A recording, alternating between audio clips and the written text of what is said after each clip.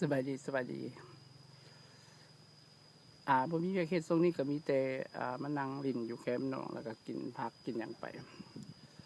กับแจ่วปลาแดกเผ็ดๆ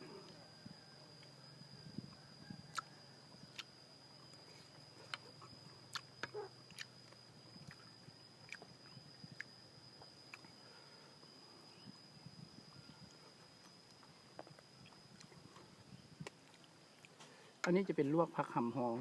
หรือว่าผักหำหมอยเนาะ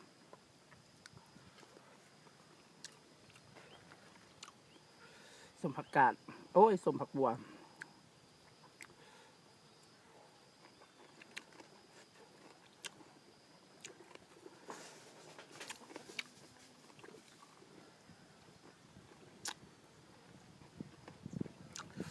เผ็ด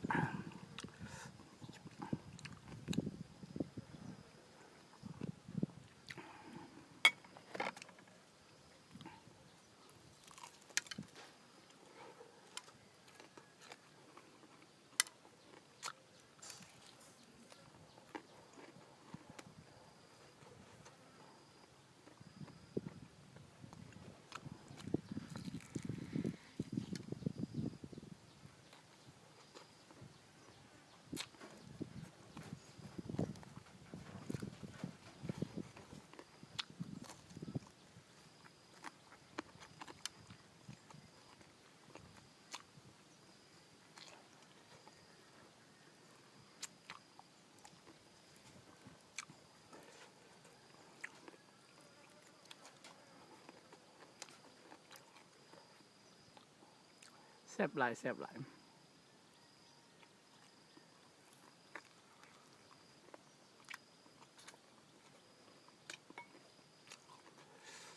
ตำปลาแดกดิบๆ